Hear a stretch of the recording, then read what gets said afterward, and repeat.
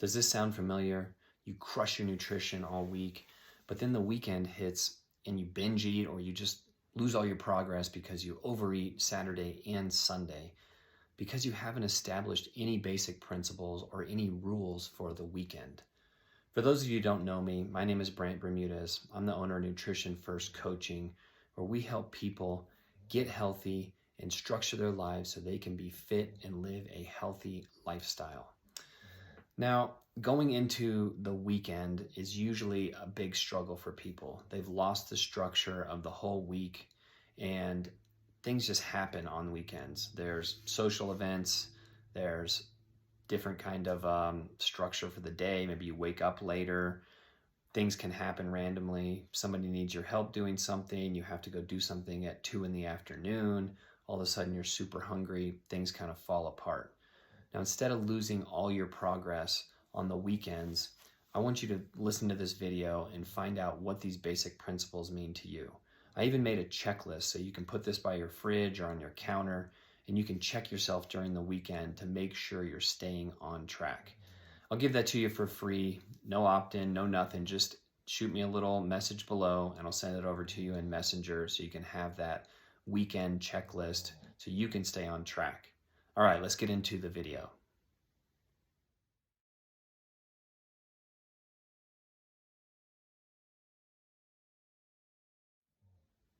Rule number 1 to prevent binge weekend eating is aim for good, but not perfect.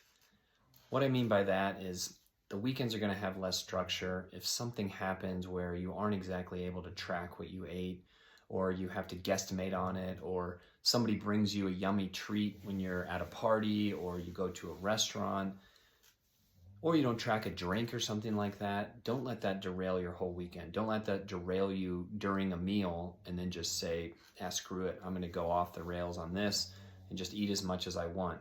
Because in one meal, you could easily overeat 1,000 calories or more, and that can cause not only a lot of havoc on your system, but that can also deter your progress you made all week.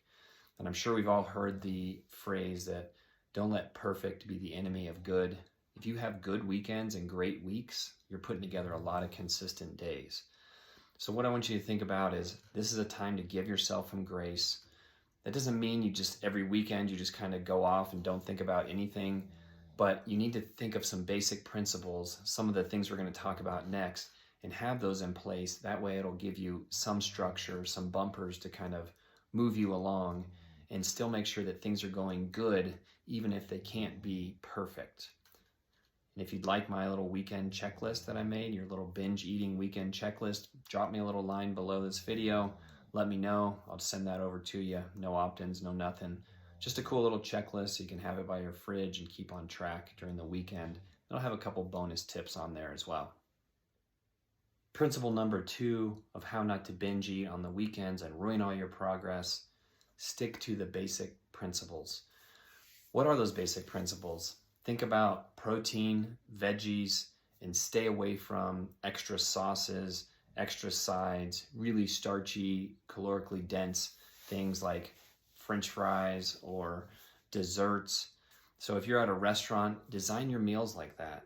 Sauces on the side, extra veggies, make sure you're getting a good helping of protein.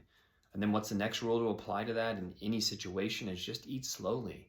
Put your fork down between bites, talk a little bit.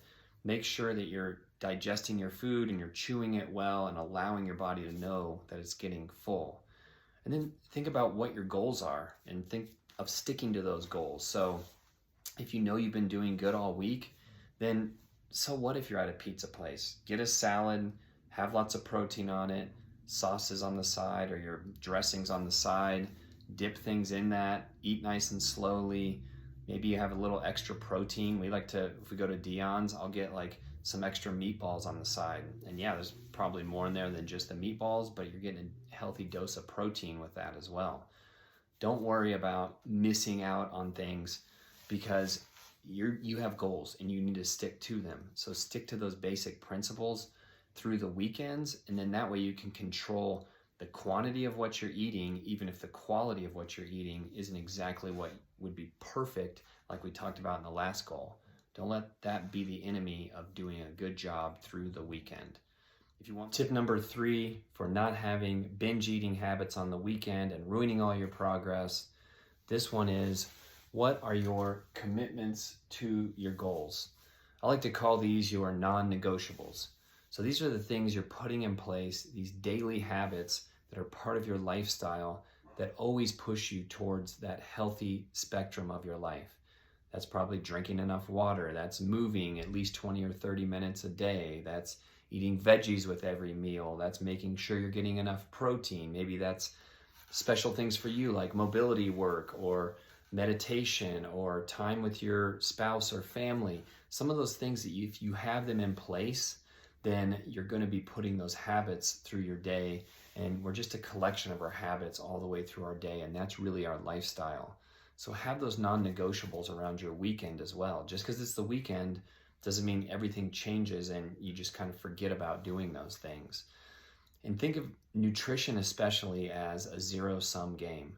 So if you're doing the right habits and you're doing them consistently on a daily basis, not only is that going to push out being able to eat some of the less healthy foods or drink some of the less healthy drinks, or maybe you have a non-negotiable of an eating window. So right there, that just kind of pushes out the eating outside of those windows.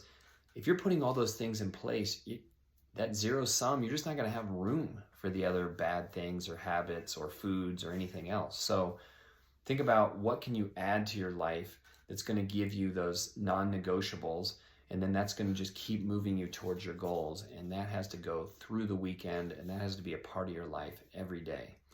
If you want my weekend checklist, just drop me a little line below. I'll give you these 3 great tips with some little kind of checklists to go through on these, and then a couple bonus tips on there just to kind of keep you on track. You can hang this by the fridge or on the counter or whatever, but it'll give you something to give you some structure to your weekends to prevent that binge eating or losing all your progress and doing all the healthy things all week and then kind of blowing it on the weekends. All right, thanks for watching. Like and subscribe, and I'll talk to you next week.